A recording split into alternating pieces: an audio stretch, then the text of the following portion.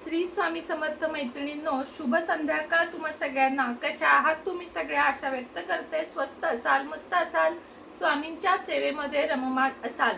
सर्वप्रथम तुम्हा सर्वांना हार्दिक शुभेच्छा देते मकर संक्रांतीच्या.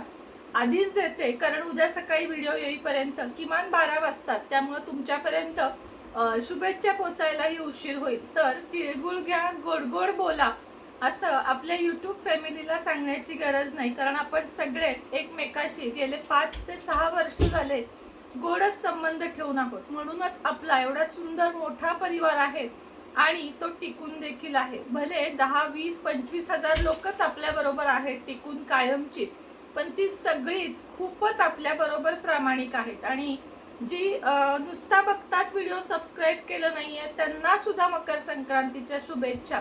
एकूणच आपल्या सर्व परिवाराला तुम्हाला मकर संक्रांतीच्या शुभेच्छा देते. उद्या आपल्याला म्हणजे मकर संक्रांती दिवशी काळे वस्त्र परिधान करा. आपल्या मुलांनाही काळे वस्त्र असतील तर आवर्जून घाला. तिळगुळ वाटण्याची जी आपली पूर्वीपासूनची पद्धत आहे ती आता ना थोडी थोडी करत कमी होत चालली आहे. पूर्वी म्हणजे आपण लहान असताना ज्या पद्धतीने तिळगुळ वाटायचो तो प्रकार आता कमी होत चाललाय. पण आपल्या मुलांना पुन्हा एकदा नव्याने शिकवा. प्लास्टिकच्या, स्टीलच्या एवढ्याशा डबीमध्ये तिळगुळ भरून त्यांनाही सांगा की थोड्या घरामध्ये जाऊन तिळगुळ अवश्य वाटून ये.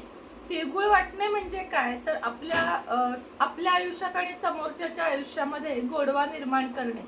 तिळगुळ वाटण्याचा एक जो उत्सव आहे तो शक्यतो लहान माणसे मोठ्यांना देतात असं म्हटलं जातं. आणि तो लहानांनी मोठ्यांना देण्याचा एक हे आहे, सण आहे. किंवा दुरावाजात कोणा कुठल्या नात्यामध्ये असेल तर तो पार करण्यासाठी, म्हणजे समजा भाऊ बहीण बोलत नाहीयेत, पती पत्नी बोलत नाहीयेत, म्हणजे थोडीशी दुरावलेली नाती जुळण्यासाठी सुद्धा मकर संक्रांती हा खूप खास दिवस आहे. मकर संक्रांती दिवशी काय काय करावे हे मी तुम्हाला आजच्या व्हिडिओमध्ये सांगणार आहे. मकर संक्रांती, आता भोगी दिवशी केस नाही धुतले तर असं म्हणतात, भोगीला ती भाजी नाही खाल्ली, केस नाही धुतले तर रोगी होतात असं म्हटलं जातं.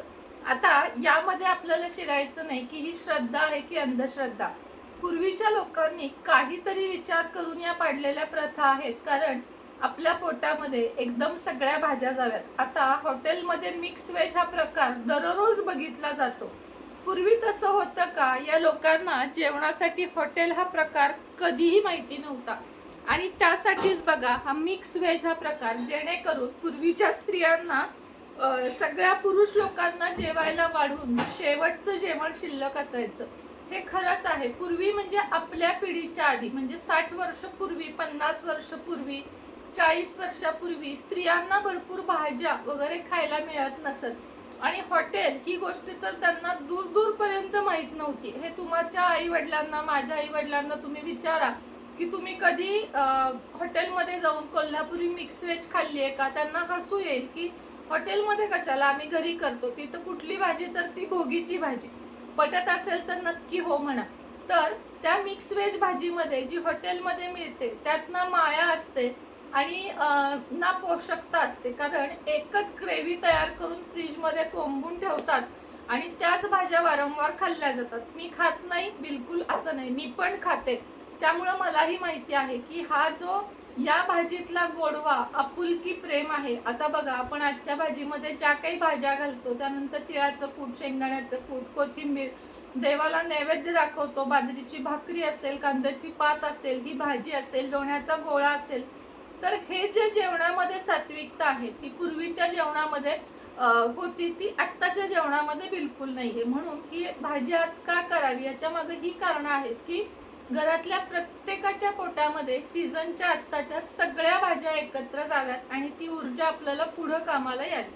हा झाला भोगीचा विषय. आता संक्रांतीला काळे वस्त्र परिधान का करावे? का जुनी लोक म्हणत होती संक्रांतीला काळं घाला, तर आपल्याला ऊर्जा मिळावी. हे थंडीचे दिवस आहेत आणि काळा कपडा उष्णता जास्त घेतो, ऊब घेतो, निगेटिव्हिटी पण घेतो. त्यामुळे काळा कपडा हा इतर वेळेस घालू नये म्हणतात जास्त, पण संक्रांती दिवशी घालावा, एक ऊब निर्माण होण्यासाठी, नजर दोष जरासा आपल्यापासून दूर राहण्यासाठी. आता तिळगुळ का वाटतात? अर्थातच तीळ हा आकारानं लहान आहे, पण त्याचा उपयोग खूप आहे असं म्हटलं जातं. तिळगुळ दिसायला अगदी छोटा आहे. तीळ आणि गुळ या दोन्हीमध्ये उष्णता खूप आहे आणि ती उष्णता आपल्या शरीरामध्ये जावी म्हणून ते करायचं असतं. आता आपण म्हण आहे बघा, ती वापरतो आपण की तिळा इतकं पण तिळभर पण त्याच्यात फरक पडला नाही. तिळभर फरक म्हणजे काय? तिळा इतका छोटा सुद्धा त्या व्यक्तीत फरक पडला नाही. म्हणजे तिळभर हा प्रयोग म्हणीमध्ये केला जातो की तीळ मात्र त्याच्यात फरक पडला नाही, किंवा बऱ्याच ठिकाणी ती म्हण वापरली जाते. तर तिळगुळ का खावेत? उष्णतेसाठी. किंवा आता एखाद्या व्यक्तीशी मी बोलत नाहीये, माझ्याशी एखादी व्यक्ती बोलत नाही, तर या दिवशी आवर्जून जुनी लोक त्या व्यक्तीला तिळगुळ घेऊन जात असत आणि म्हणायचे, झालं गेलं सोडून द्या, विसरा सगळं आणि छानपैकी तिळगुळ घेऊन नव्याने सुरुवात करूया. पूर्वी तुम्हाला आठवत असेल की पोस्टानं सुद्धा पाकिटातून तिळगुळ आपण पाठवत होतो. इतकी आपुलकी पूर्वी होती की सख्खी भाऊ बहीण एकमेकाला जसं राखी पाठवतात तसं पूर्वी तिळगुळ सुद्धा पाठवत होते. तुम्हाला आठवत असेल हे तर तुम्ही नक्की मला सांगा. तिळगुळ, हळदी कुंकू हे वाण म्हणून सुद्धा पूर्वीच्या बायका पाठवत असत. कशानं? पोस्टाने. आता कुरिअर आलेत, तेव्हा कुरिअरचं फॅड नव्हतं, तार असायची बघा. अर्जंट काय झालं की तार यायची. तर या जुन्या आठवणींना थोडा आजच्या दिवशी उजाळा तुम्हाला मिळवून दिला मी आणि आपण ते रिलेट करतो. 90 शतकातल्या या आठवणी खूप छान असतात. आणि तुम्हाला सांगते, आम्ही तर एवढीशी डबी घेऊन तिळगुळ वाटायला जायचो, छान नटून. जे काही कपडे असतील ते आपल्याकडं, तेव्हा काही असं खूप आपल्याकडं 15-20 ड्रेस त्यातनं एक चॉईस करायचा असं नव्हतं, की थोडेफार ड्रेस असायचे, त्यातनं एक नवीन ड्रेस काढायचा ठेवणीतला, तो घालायचा. आणि आमची तर तुम्हाला गंमत सांगते, किराणा मालाच्या दुकानात आम्ही हमखास जायचो, कारण ते जे काका होते ते चॉकलेट द्यायचे, म्हणजे तिळगुळाच्या ऐवजी चॉकलेट द्यायचे. मग ती एक गंमत असायची. आणि ज्या घरातल्या बायका वडी द्यायच्या ना, तिळगुळाची वडी, असं नाही की आई करत नव्हती, आई भरपूर सारं करत होती, पण कुणीतरी वडी दिली याचा आनंद खूप होता. आणि आई पण काय, आपण पूर्वीची परिस्थिती कशी होती, हे वड्या केल्या तर का आलेल्या गेलेल्यांना ठेवायला द्यायला ठेवा, तुम्ही खा पण बाकीच्यांना पण ठेवा. तसं आता नाही. आता आपण मुबलक करतो, अर्धा किलो विकत आणतो, सगळा जमाना बदललेला आहे. तर उद्या आवर्जून सगळ्यांनी थोडेसे तिळाचे लाडू किंवा तिळाच्या वडी घरात करा. घरात करण्याला खूप महत्व आहे बघा. म्हणजे मी सुद्धा उद्या करताना सुरेत्राज लाईफस्टाईलवर तुम्हाला व्हिडिओ पाठवेन. एवढ्या करा, 5-6 वड्या करा, 10-12 वड्या करा, पण घरात करा. घरातला केलेल्याचा नैवेद्य देवाला दाखवा. त्याच्यात खूप मोठं समाधान आपल्यालाही मिळतं, खाणाऱ्यालाही मिळतं आणि देवाला नैवेद्य दाखवून त्याचं आपल्याला बरंही वाटतं. कशा करायच्या या वड्या? खूप सोप्या आहेत. समजा आता तुम्हाला ही रेसिपीचं चॅनल नाही तरीही सांगते की आज व्हिडिओ बघून तुम्ही, नवीन लेडीज असतील त्या उद्या करतील. 1 वाटी गूळ घ्यायचा. चिक्की गूळ घ्यायचा नाही तर साधा गूळ घ्यायचा. पिवळा गूळ घ्यायचा, काळा लाल असले गूळ घ्यायचे नाहीत, पिवळा गूळ घ्यायचा. आणि चमचाभर तूप कढईत गरम करत ठेवून कढईत तूप घालायचं. त्याच्यामध्ये हा 1 वाटी गूळ घालायचा.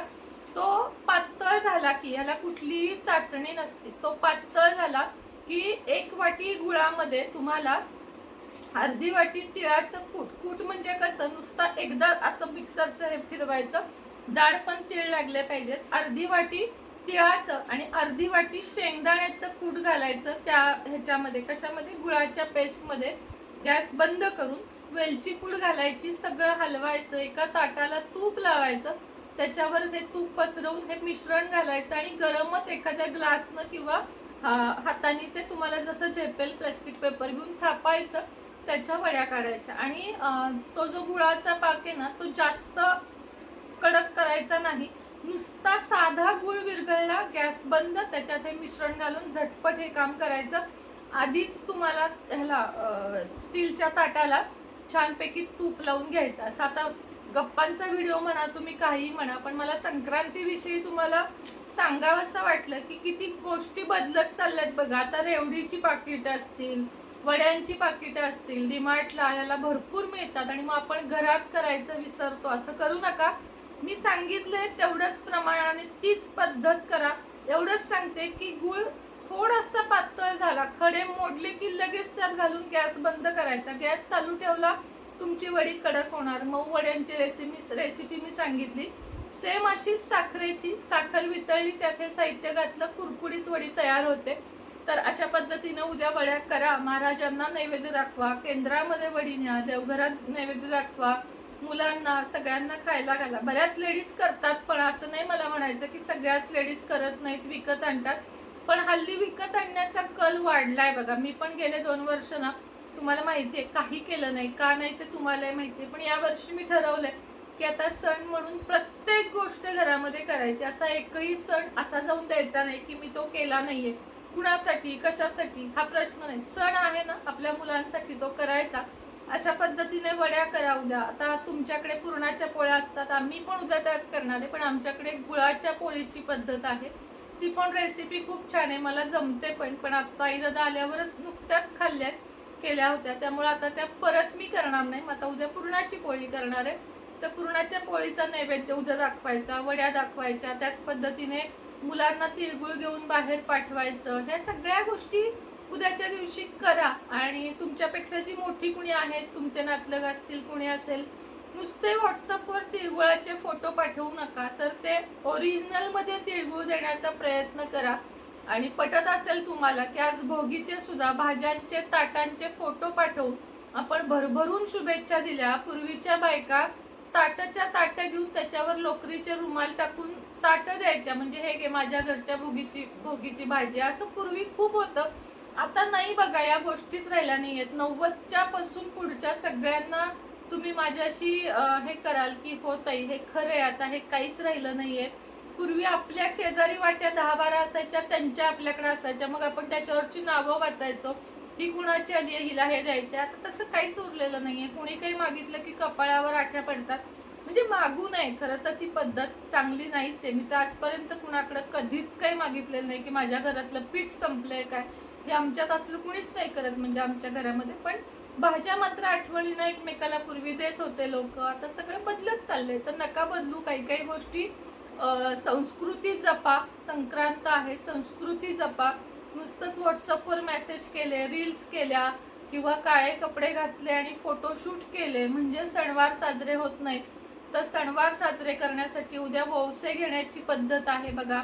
वौसे आमच्याकडे कसं होतं, आमच्याकडे विड्याच्या पानावरचा फक्त वौसा घेतला जायचा, म्हणजे बोळकी वगैरे नसायची, ती पद्धत नव्हती. पण बोळक्यांची पण पद्धत छान आहे. त्याच्यामध्ये गहू, गव्हाच्या लोंब्या, हरभरा, ऊस, बोरं हे सगळं ठेवून संक्रांतीचं वाण एकमेकीला द्यायचं. आपलं वाण झाकायचं, दुसऱ्याचं पण घ्यायचं आणि आपलं त्यांना द्यायचं.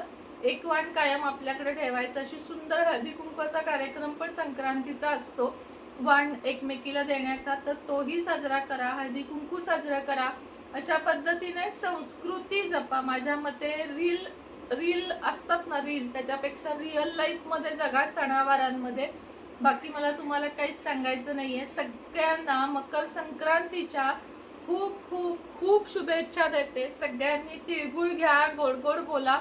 अशी प्रत्यक्ष देऊ शकत असते तर मला आनंदच झाला असता, पण मलाही तेच करावं लागतंय. तुम्हाला व्हिडिओद्वारे तिळगुळ द्यावे लागतायत, पण स्वीकार करा. आणि ताईला समजून घेताच तुम्ही यापुढेही घ्या. आणि छान आपला वर्ग असाच वाढत जाऊ दे. सुनेत्राज लाईफस्टाईल चॅनलला सबस्क्राईब करा. सारखं सांगतेय, कारण मला या वर्षातलं ध्येय आहे 2026चं की मला आपल्या चॅनेलवर, आपल्या म्हणते मी, 1 लाख सबस्क्रायबर पूर्ण हवेत आणि आपल्याला यूट्यूबचं बटन मिळवायचंय. म्हणून सुनेत्राज लाईफस्टाईल या चॅनेलला म्हणजे खूप प्रेम द्या. ॲस्ट्रो सुनेत्रा म्हणून मी आपल्या एका चॅनलचं नाव चेंज केलं, ज्याच्यामध्ये मला भविष्याच्या गोष्टी सांगायच्या जास्त. जे मला जमतं ते, जेवढं मला जमतं ते मी, असं नाही म्हणणार की खूप काही जमतं मला, पण अनुभवानं जेवढं शिकले आहे, जेवढं माहिती आहे, तेवढं ज्ञान तुमच्यापर्यंत मी नक्कीच पोहोचवू शकेन. बाकी मी महान आहे किंवा मी खूप ज्ञानी आहे असं मी बिलकुल म्हणणार नाही, आणि असं मी कुठलाही हे करत नाही. तर चला, उद्याच्या शुभ दिवशी नक्कीच कुंचन सेवा सगळ्यांनी मागवा. अगदी माफक दरात कुंचन आहे आपल्याकडे, ब्रेसलेट्स आहेत, देवी देवतांच्या मूर्ती आहेत. ज्यांचं आलं नाही त्यांच्या ऑर्डर येतील. आत्ताशी माझं घर सगळं लावून झालेलं आहे. आता मी बसेन आणि तुमचे कुरिअर पोचवेन. म्हणूनच मी आता नवीन काही दाखवत नाहीये किंवा लाईव्ह घेत नाहीये.